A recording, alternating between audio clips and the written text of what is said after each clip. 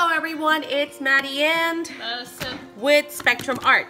So, when we last left you, we were letting you know that we were going to get to working on the cover. And before I actually showed you the finished product, I wanted to take just a quick minute or two and kind of show you what it is that we're doing, because once we do it, then I won't be able to show you because it'll be covered. So I'll walk you through our train of thought and what Madison and I hope to accomplish, and then we will get to work, and then we will come back with a video to show you what we've come up with. But here's what we got cooking right now. So we went ahead and, as we showed you, used a blueberry box. Madison sanded it, and we went ahead and glued some seam binding. For those of you who are not familiar, this is seam binding. You get it like at Joann's, Walmart, anywhere, basically. But it comes in a pack like this, and this is quilt binding. So I'm not sure if there's a difference, but it's just seam binding. And we've glued it down. And so basically what that's done now, it's created basically an indestructible, cover as far as the creases are concerned. So where you would be concerned that the flap from opening and closing and opening and closing would eventually crack, because I mean, it's cardboard, it's paper, you no longer have to worry about that because of the fact that this is indestructible. I mean, it's material that's meant to do exactly that. So so that's done. So I wanted to show you guys that before we actually go ahead and get to our next step, because our next step is going to be to, what are we doing next?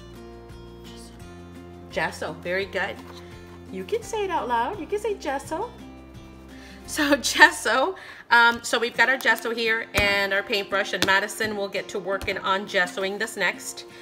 Then after she has done that and it's dried, we were thinking, okay, so how do we make the texture?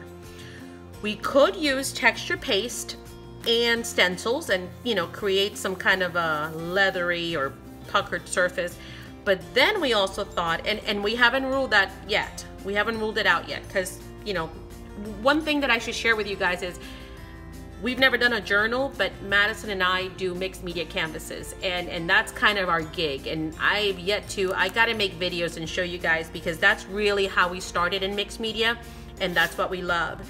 So we don't know, journals, but we do know mixed media canvas. And so we're going to treat this like an actual canvas, and that just made it so much simpler in my head as far as the train of thought. So then I thought, texture.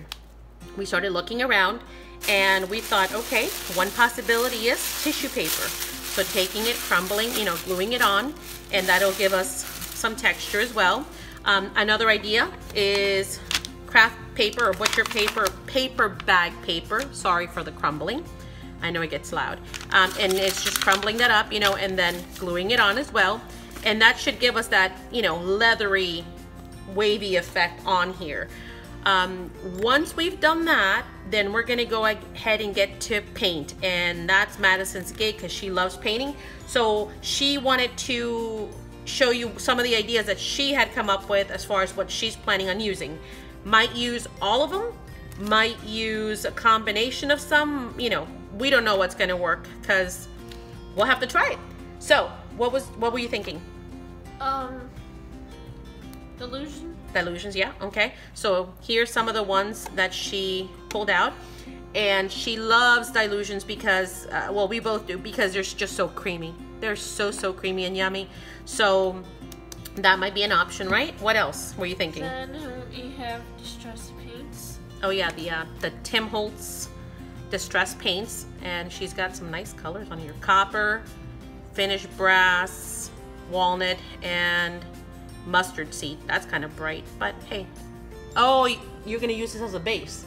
I know what you're doing, yes.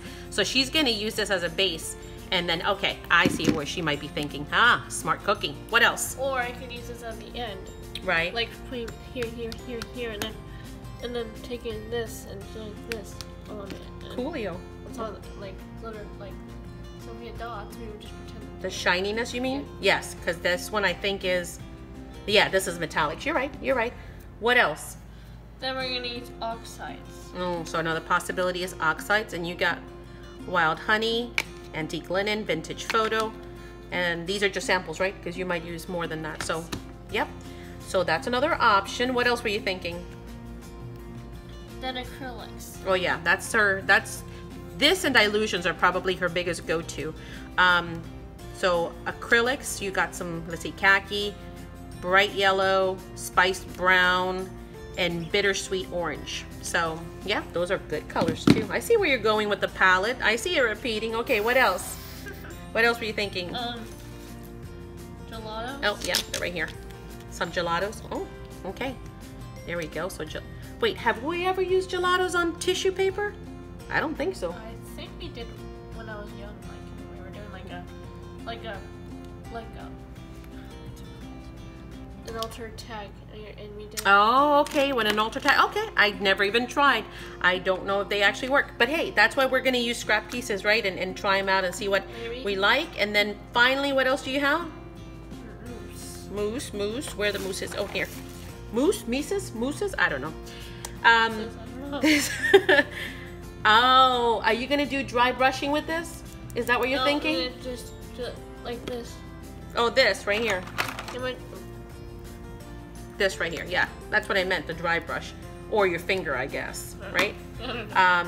To maybe make some of the wrinkles on there. We'll see. Pop. That's a good idea. So I'll leave these out. So these are all options. And then what else were we thinking? We were thinking about, oh yes, she pulled out some leather. Thank you for pointing, thank you. And cord. So we were looking at some pictures of old books, and you know how they have the spine, and then they have like this cord kind of like underneath the surface. So we were thinking about doing that maybe with something like this, or she also pulled out this leather. Not sure if we're gonna do something along those lines to give it some additional, you know, old book leathery type of a binding feel. And then what else did we think of? Oh, closure. Show me your ideas for closing it. Oh. They're right here. Nope, right here. Oh yeah. So we were thinking magnets. So, but then we thought, okay, magnets are kind of cool. But then Madison went rummaging through my stuff, my personal stuff, and she found a belt, and we were like, oh, that is so cool. I know, you are funny. And we thought, look at that. Wouldn't that just give it like a real vintagey, you know, old feel, you know, if we actually put a belt on there. Now, whether it's going to be functional or not, I'm not sure. But even if it's just for looks, that will look mighty, mighty cool. So, gonna try that. Might do both of these. I'm not sure how we're gonna close it yet. Because at first she thought lace, but then when we looked at it, or ribbon, and we were like, you know, that's kind of girly. So, so we kind of scratched that idea, and we'll see what we come up with. What else you got? Oh, these? Yeah. So where's? Oh, here. Thank you. She also thought maybe adding texture with, you know, some scraps of the cardboard. So that could be another idea. And then of course we will see once we get going and we prep the actual surface of the canvas, quote unquote, because it's book cover. But we'll see if maybe we want to add some gears or some kind of other texturing. We'll see. We'll see what gives. We also don't want to make it like overwhelming and too gaudy, so we'll see how far we go with it. We might stay just very clean and leather looking.